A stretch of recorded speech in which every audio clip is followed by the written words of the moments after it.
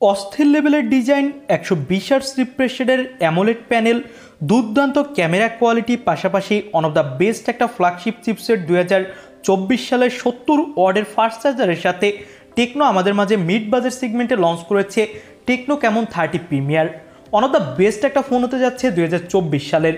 আর আজকের ভিডিওতে কথা বলবো এই ফোনটা বাংলাদেশের মার্কেটে আসবে কি না, আসলে এর প্রাইস কত কি হতে পারে, এবং ওভারঅল মার্কেটে থাকা অন্য সব ফোনের থেকে এই ফোনটা আপনাকে ভ্যালু ফর মানি দিবে কি না।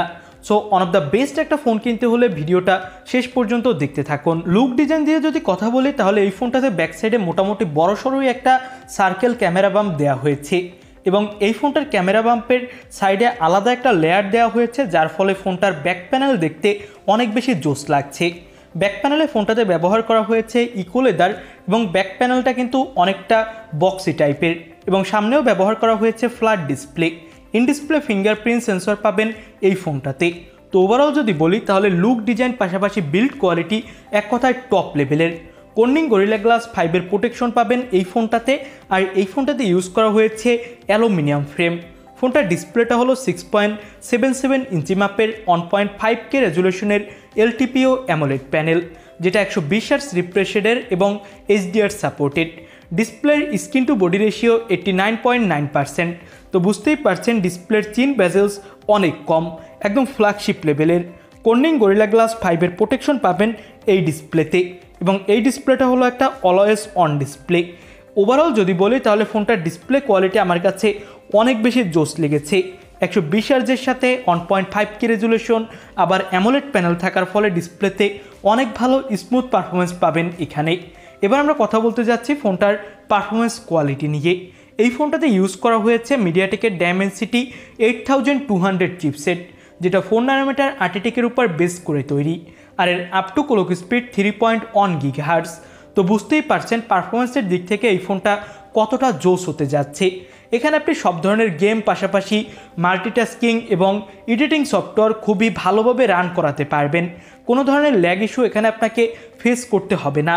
আর এই ফোনটাতে ইউজ করা হয়েছে out of the box Android 14, এবং পেয়ে যাবেন HiOS 14। ফোনটাতে আপনি 3 বছর পর্যন্ত অ্যান্ড্রয়েড আপডেট এবং 4 বছর পর্যন্ত সিকিউরিটি আপডেট পাচ্ছেন। এখানে পাবেন 5000 mAh ব্যাটারি আর 70 ওয়াটের ফাস্ট চার্জার, যে চার্জারটা দিয়ে অনেক দ্রুত ফোনটা চার্জ করা যাবে। এবার ফোনটার ক্যামেরা কোয়ালিটি নিয়ে কথা বলি। ব্যাক সাইডে 50 মেগাপিক্সেলের প্রাইমারি ক্যামেরা পাবেন, এবং সামনে পাবেন 50 মেগাপিক্সেলের সেলফি ক্যামেরা। পাশাপাশি ব্যাক সাইডে আপনি 50 মেগাপিক্সেলের পেরিস্কোপ টেলিফটো ক্যামেরা পাবেন, যেখানে 3x অপটিক্যাল জুম সাপোর্টেড, এবং 50 মেগাপিক্সেলের আল্ট্রা ওয়াইড। ফোনটা দিয়ে তোলা কিছু ছবি আপনি দেখতে পাচ্ছেন অনেক ভালো ফটোগ্রাফি করা যাচ্ছিল। কোনো ধরনের ডিটেলস অথবা ব্রাইটনেস কোনো কিছুরই ঘাটতি এখানে আপনার চোখে পড়বে না।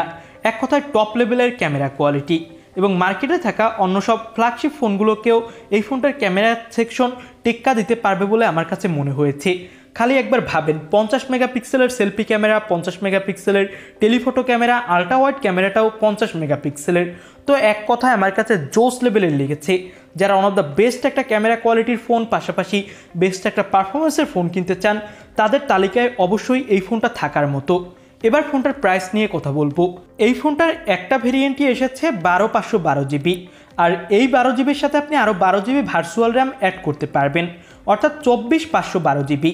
এই ফোনটার দাম রাখা হয়েছে ঘানার মার্কেটে বাংলাদেশি টাকায় প্রায় 30,000 টাকা, 29,373 টাকা।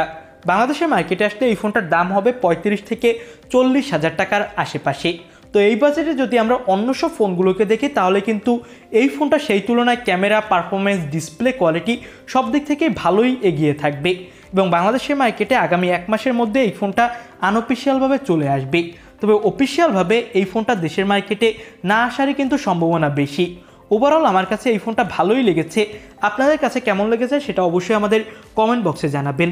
অন্য কোনো কোশ্চেন থাকলে সেটাও কমেন্ট বক্সে জানাতে পারেন, আমরা উত্তর দেওয়ার ট্রাই করব। আজকের মতো ভিডিও এখানেই শেষ করছি। নতুন কোনো ভিডিওতে কথা বলবো। আল্লাহ হাফেজ।